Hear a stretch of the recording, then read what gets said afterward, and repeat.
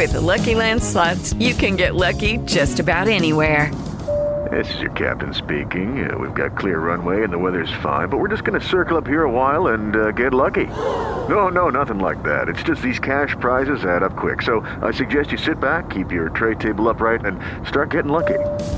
Play for free at LuckyLandSlots.com. Are you feeling lucky? No purchase necessary. Void where prohibited by law. 18 plus terms and conditions apply. See website for details. Okay, round two. Name something that's not boring. A laundry? Ooh, a book club. Computer solitaire, huh? Ah, sorry, we were looking for Chumba Casino. That's right, ChumbaCasino.com has over 100 casino-style games. Join today and play for free for your chance to redeem some serious prizes. ChumbaCasino.com. No purchase necessary. Void where prohibited by law. 18 plus terms and conditions apply. See website for details. From Hollywood, it's time now for Johnny Dollar. This is Mrs. David Parsons. Well, I called Mr. Ecker, and he told me where you're staying. I was just on my way out to your home, Mrs. Parsons. Oh, I'd rather you didn't come to the house, Mr. Dollar. Couldn't I meet you somewhere? Well, sure. Better still, why don't I come by your hotel and pick you up? That'll be all right. 15 minutes, is that too soon? That's fine. Mrs. Parsons. Yes? Your father-in-law know you're meeting me? If he did, I think he'd kill me.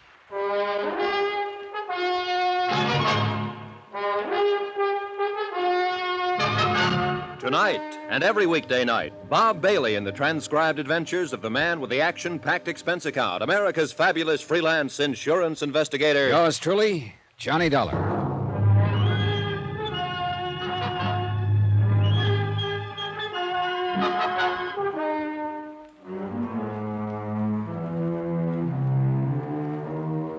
Expense account submitted by Special Investigator Johnny Dollar to the Eastern Casualty and Trust Company, number 25 Yardley Boulevard, Boston, Massachusetts.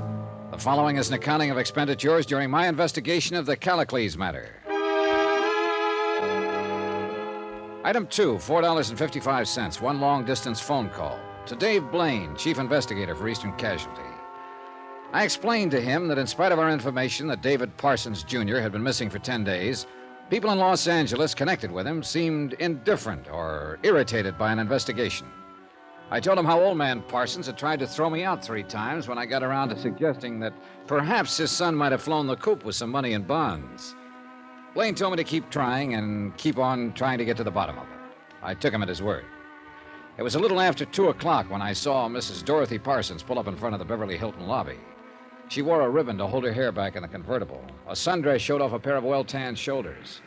The dark glasses, the cigarette holder, and the smile did the rest in making her a very pretty woman. I suppose I look worried. I keep you waiting long? No, not at all. What's the matter? Oh, I don't know. Yes, I do, too. It just struck me.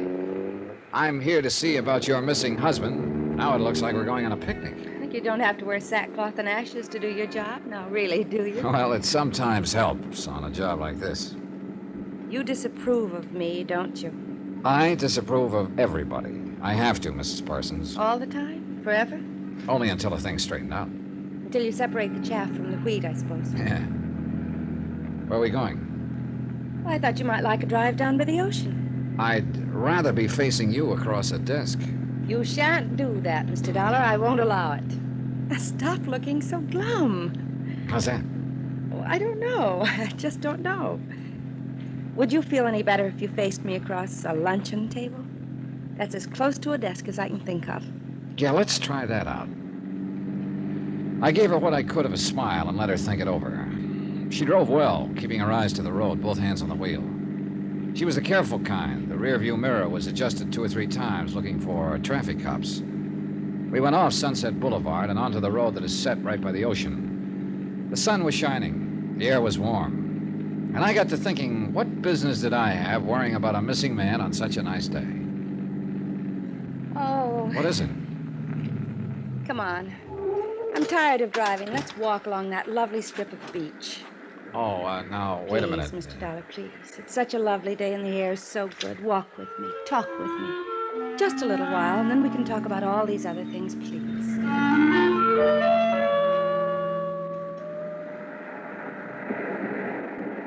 I married David when I was not quite 18. He was almost 30. Let me see, that was 14 years ago. 14 years. Go on. He joined his father's firm, and he's been there ever since. We live well, socially, economically. I guess I belong to the keep your social position in mind club, don't I? I don't know. What do you think of me? I met you today to talk about your husband, Mrs. Parsons. But I've been talking about my husband. I told you about meeting him, about being married to him. What else is there to tell? Now tell me about missing him.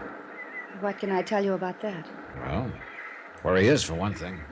I don't know. Any ideas? No, none. You're so pretty, I almost believe you. Oh, you are a human being. But I don't believe you. I don't care. Tell me how pretty I am. I don't understand you.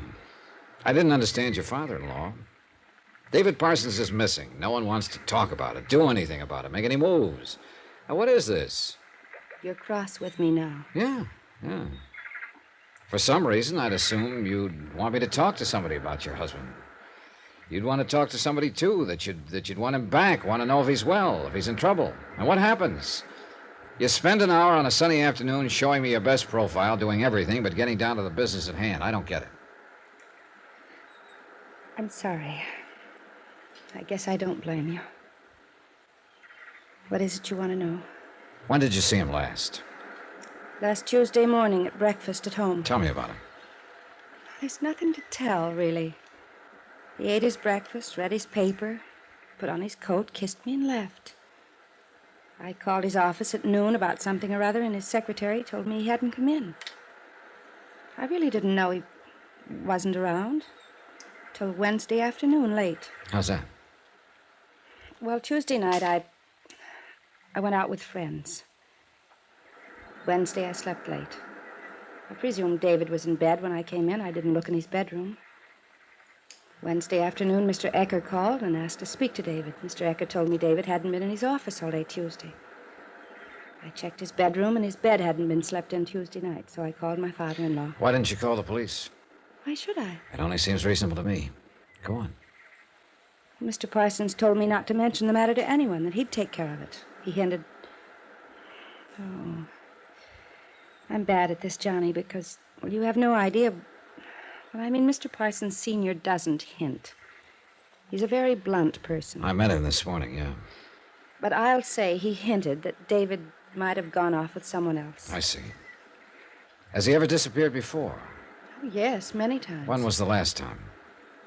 Oh, last fall. For 3 days he was gone, and before that it was in the spring. He was gone for a matter of 5 or 6 days. When he came home on these occasions, what did he say? What did he do? Nothing. Oh, no, I can't believe that. I mean, if he's gone a few days without leaving any kind of word, when he returned, he must have had some explanation for it. Oh, I suppose he did. He might have said something about getting even. I don't recall. Look at me. Now, this is serious. I'm looking at you. You said you've been married to him 14 years. You said he joined his father's firm shortly after. Yes. What did he do before that? He studied and traveled. Didn't work? Well, he wrote or something. I don't know. What kind of a man is he? He's David Parsons, Jr. He's impeccable, brilliant, and honest. As a husband? Aren't you overstepping yourself somewhat? A lot of personal questions will have to be answered about him by someone. He's a very devoted husband and father. Except for those times when he disappears. Except for those times, yes. Do you suppose he'll reappear this time? Yes, of course. Why? Don't you? He's your husband, not mine. The wind's coming up. Yes. Feel like some lunch? I feel very much like going home. All right. Mrs. Parsons. Yes. Did you expect me to make love to you out here this afternoon? What kind of a question is that? It's to the point. Did you? Yes. Why? It's not a nice question to ask me. I think sometimes I'm quite attractive. I think you must be attractive all the time. Thank you. Why didn't you kiss me? We, don't have to go into that. Unless, of course, you want to tell me why you stalled me all afternoon. Do you? Touché, Mr. Dollar. One thing more. When I spoke with you earlier, you asked my advice in this matter. I advised you call the police about your husband. Did you? You know I did. I also advised your father-in-law to do the same thing. He said he'd kill me and himself before he'd call the police in. You said, or I thought you said, you'd call him in anyhow. That you were concerned about your husband and wanted him found. Did I get that wrong? I don't want any police, Mr. Dollar. I don't think they're necessary. David will come back. No police. What made you change your mind? Your father-in-law? You said you only had one more question. I lied. I've got 1,000 questions. I should call home. Come on. We walked up to the highway and climbed back into the car. She drove to the nearest filling station and public telephone booth. I waited in the car while she made a phone call. Some high school kids drove up in a jalopy and sweatshirts and jeans. They waved 10 pounds of wieners at me for no reason at all and asked me if I'd like to go on a wiener fry. I told them no. An old man with a bamboo fishing pole came in. He dropped a soggy gunny sack on the pavement while he disappeared around at the back. I went over and peeked in. 3 pretty good-sized perch smelled out at me. I looked off at the ocean, just in time to see a pair of surfboard riders catch the creamy top of a roller, climb up on their feet, and wave to their girlfriends sitting in the sand. Nothing was wrong with the world. Nothing at all. Life was going on just fine. David Parsons, Jr. had been missing 10 days, and nothing was wrong at all. I lit up a cigarette. What difference did it make if a man was missing 10 days? Not a bit. Especially to his wife, who looked her prettiest when she told me practically nothing about his disappearance. The ashes fell on my lap. I'm sorry I took so terribly long, Mr. Dollar. I had to call my father-in-law's home, too. There was a message for me. Look, I'm afraid I'm going to have to go over your head, your father-in-law's head, everybody's. When I get back in town, I'm going to tell the police about this. I just decided while I was sitting waiting for you. There won't be any need for that. Huh? David's come back. What? He's home. Now, that was the message. He'll be there when we get there. You see, all of your worry was for nothing.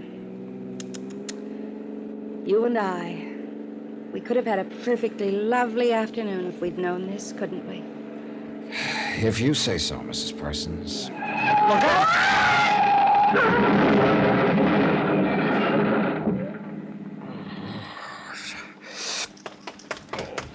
You all right, brother? Yeah. Oh, take it easy. Better give me a hand with her. Can somebody call an ambulance? Yeah, sure. You take it easy. I'll take care of her until... What is it? I'm sorry, mister. She's dead.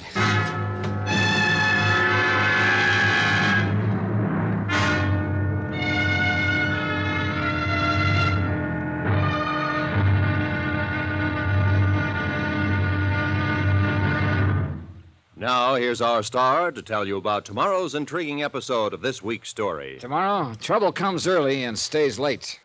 Join us, won't you? Yours truly, Johnny Dollar.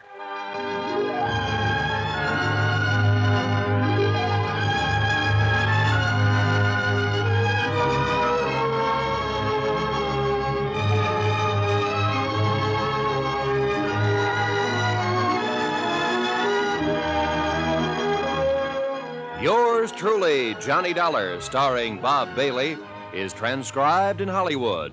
Written by John Dawson, it is produced and directed by Jack Johnstone. Be sure to join us tomorrow night, same time and station, for the next exciting episode of Yours truly, Johnny Dollar. Roy Rowan speaking.